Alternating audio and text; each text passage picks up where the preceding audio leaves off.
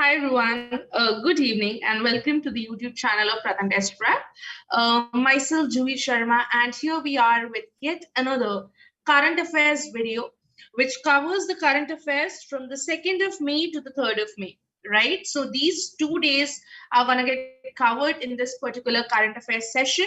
We'll be covering the important news, we'll be covering the important things which had happened on the 22nd, on the 2nd and 3rd of May. So if you are new to this channel, I would like you to hit that like button, subscribe to Pratham Test Prep channel if you haven't subscribed already.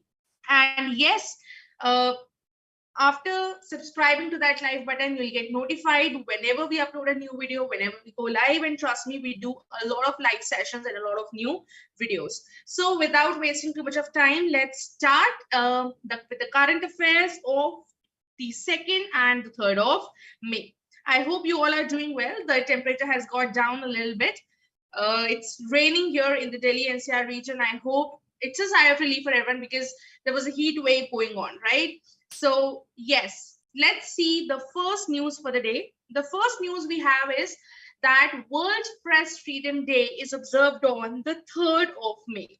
Now, this is a news of important days, right? This is a news of important days that World Press Freedom Day is observed on 3rd of May. Now, this is very, very important if you are a mass comm student, right? If you're a mass communication student, this particular news is super important.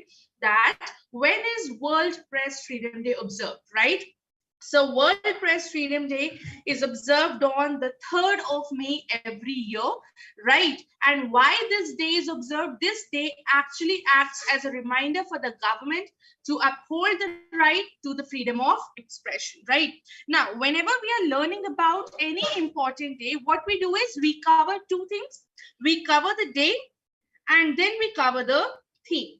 So what is the theme of World Press Freedom Day? The theme of the World Press Freedom Day is journalism under digital seas. Now, this is the theme for the year 2022. Guys, you need to be very, very sure that you are up to date with the theme, with the recent, right? You might get confused. There are a lot of information available on the internet, right? They might give you a 2021 ka theme, but for you, very important is 2022 ka theme, right? Any entrance exam will ask you the latest theme only, okay? So 3rd of May is experienced as World Health Day, World Press Freedom Day, and this day it acts as a reminder for the government to uphold what? To uphold the right of freedom of expression, right? Now, World Press Freedom Day. When was the World Press Freedom Day first time observed? So the first edition of it was observed on in the year 1993, and this declaration came after a recommendation when it was made by UNESCO in the year 1991 at the 26th General Conference session. Hi, that Indian buddy, right? So this is important things over here. Number one, what is the theme of World Press Freedom Day for the year 2022? It is journalism under the digital seas. Number two, on which day this particular day is observed? That is on 3rd of May. And the third important day is that when was this day observed for the very first time? So this was observed for the first time in the year 1993. Right, and basically this year's themes, it focuses on the digital era. You see how we have completely shifted on the digital thing, the freedom of expression, the safety for journalists, and the access to information. Right now, moving further to the second important news which had happened in past 2 days, that is India to be the official country of honor for the Cannes film market. Now, for the Cannes film market, India is the official country of honor, right? And this Cannes film market, it is scheduled to take place between the 17th of May to the 25th of May. So yes, this is very, very important. You need to focus on the recent happenings around the world. You need to focus on the current news as well, the upcoming news as well, that India will be the official country of honor at the Cannes Film Festival, right? Now, why this is important? Why is India the official country of honor? So the main reason for this is that India's 75th year of independence and the Cannes Film Festival's 75th anniversary Coincidentally, they are coinciding, and that's the reason why India has been chosen as the official country of honor for the Cannes Film Festival. Now, we know that in the Cannes Film Festival, it is the 75th year of independence and the 75th anniversary of the same film festival. And this particular film festival, since India is the official country of honor, what is important? Important is that the restoration of Indian cinema, right? Restoration of the movies, right? Which are considered as the legendary movies by legendary directors and filmmakers. Such movies are going to restore or get recreated, right? So such a movie of Satyajit Ray's, that is Pratidwandi, it will be presented in an exclusive screening at the movie gala, right? So exclusive screening of Satyajit Ray's Pratidwandi movie will get conducted over there, right? And apart from that, a lot of movies also, a lot of classic Hollywood songs like Singing in the Rain, right? They will also get restored for this particular Cannes Film Festival, right? So apart from Pratidwandi, what all is there? Hollywood classics, Singing in the Rain will also be presented in the 4K manner, okay? So this is about this particular news that India is going to be to become the official country of honor for the Cannes Film Festival. Which Indian cinema legend is important? Satyajit Ray's movie, which is known as, the name of the movie is Pratidwandi, right? And this particular restoration, right? इस movie को जो restore कर रहे हैं वो कौन कर रहा है? It has been carried out by Prime Focus Technologies that is placed in Mumbai, right? Now, moving further to the next news, we have CIA appointed Indian origin Nand Mulchandani as the first ever Chief Technology Officer, also known as CTO. Now, what is CIA? CIA is basically the Central Intelligence Agency, right? CIA is Central Intelligence Agency, and they have appointed Indian origin Nand Mulchandani as the first ever Chief Technology Officer, right? Now, CIA, which is the Central Intelligence Agency, it is the first line of defense for US, right? Now, this we have been saying a lot of times that whenever any Indian or whenever any Indian origin person is appointed on any important post abroad, that news in itself, it becomes important, right? So Indian origin Nand Mulchandani ji, he has been appointed as the Central Intelligence Agency ka kya? Chief Technology Officer, right? And what is CIA? It is the first line of defense for the United States, right? And that too, apart from being the Indian origin person, he is the first ever CTO, that is the Chief Technology Officer. Who made this announcement? This announcement was made by CIA's director, whose name is William J. Burns, right? Now, Mulchandani, he has worked for over 25 years in the Silicon Valley, and now he has been appointed as CIA's what? Chief Technology Officer, right?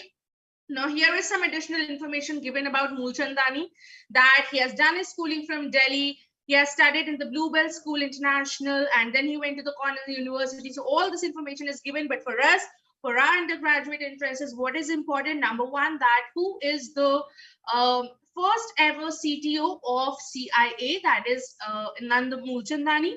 Who's the director of CIA, that is William J. Burns. These are two main things which are important from this particular news. Now, moving further, we have IRS officer Sangeeta Singh given additional charge as the chairman of CBDT. Now, this news is very important. What is CBDT? CBDT is Central Board of Direct Taxes, right? So, new chairman of CBDT has been appointed, and the name of the person is Sangeeta Singh. Sangeeta Singh has been appointed as the new chairman of CBDT. She has been given additional charge as the chairman of CBDT, right? Now, whenever we are studying about any important appointment, what is important is that we need to focus that who succeeded whom, or who has replaced who. So before Sangeeta Singh, since she has been appointed now, before her, JB Mohapatra was the person who was the chairman of CBDT. Now the person retired, and right now the current chairman, right, is Sangeeta Singh, who has been given the additional charge of CBDT's chairman, right? And yes, CBDT is what? It is Direct Taxes Administration body. Okay. Now you need to know, where are the headquarters of CBDT? The headquarters of CBDT are in New Delhi, and it was founded in the year 1963. So apart from being the chairman of CBDT, apart from given the additional charge, she's also holding the charge of audit and judicial. She's also holding the additional charge of income tax, revenue, and taxpayer services as well. But most importantly, right now she has been appointed as, or she has been given the additional charge as the CBDT's chairman, right? Now, moving further to the next very, very important news, that World Press Freedom Index 2022 released. Now, this is super important. World Press Freedom Index. This is a question from rankings. Okay. And we know that questions from rankings are often asked. Now, whenever you're studying about rankings, there are certain things that you need to know. Number one, you need to know that a particular ranking is released by which organization or institution. That is important. Number two, you need to know that what is India's rank, right? Number three, you need to know that what are the top 3 countries. Okay, top 3 spots are required by which countries, and in some cases, not in all cases, in some cases, one should know the bottom countries too, right? And this is one case in the World Press Freedom Index, that you need to know at least the bottom 3 countries. Okay, at least the bottom 3 countries you need to know. So the World Press Freedom Index 2022, it has been released. Now, coming on to point number 1, that this particular index is published or released by, you need to know, it is published by Reporters Without Borders, also known as RSF. Now, what they do is they actually assess the state of journalism, right, in the countries and the territories, what and how journalism is. And now we know that on the 3rd of May, that World Press Day is observed. So on that occasion only, the World Press Freedom Index 2022 was released. So total 180 countries were assessed. Okay. Now you need to know that what was India's rank. So India's current rank is 150th. India is at rank 150. Last year, in the year 2021, India was at 142nd rank. But now, whenever they'll ask you what is the rank of India, it is 150th, right? You need to know that what are the top 5 countries. As in all the indexes, in all the indices we have, it is the Scandinavian countries which are at top 5. So we have Norway at rank 1, Denmark at 2, Sweden at 3, Estonia at 4, and Finland at 5. So these are the top 5 countries which, you know, grab those top 5 spots. Now, like last year, this year also North Korea, it remained at the bottom list. So at the bottom, we have North Korea. That is, North Korea has occupied rank 180th, right? It is the last country in that list. And for obvious reasons, we know why North Korea is at bottom list. Now, apart from North Korea, what all are the other nations which have scored the bottom rank? That is China, North Korea, Iran, Cuba, and Myanmar, right? Now, what you need to understand that the countries which have the bottom ranks, right, they are classified as bad countries for journalism, right? They are classified as bad countries for journalism, whereas the countries which have scored the top rank are considered as good countries for journalism, right? So this situation has been classified as very bad in a record of number 28 countries in World Press Freedom Index 2022. Now, revising everything which you have studied, number 1, World Press Freedom Index. We need to cover the static information related to it. That World Press Day observed on the 3rd of May. Second thing, that World Press Freedom Index is released or published by Reporters Without Borders, right? Number 3, how many countries participated? 180 countries participated. Number 4, what is India's rank? India ranked in 142nd position. India ranked in 150th position. Earlier was at 142nd. Top 5 countries: Norway, Denmark, Sweden, Estonia, and Finland.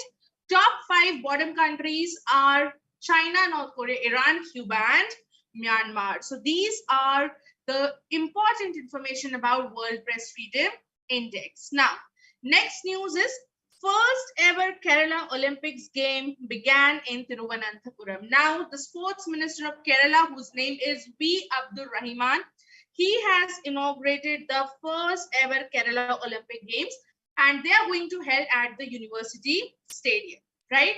A rabbit named Neeraj is the mascot of the game. Now, we know that this Neeraj name has come after Neeraj Chopra, who has won medals for India in the Tokyo Olympics this year.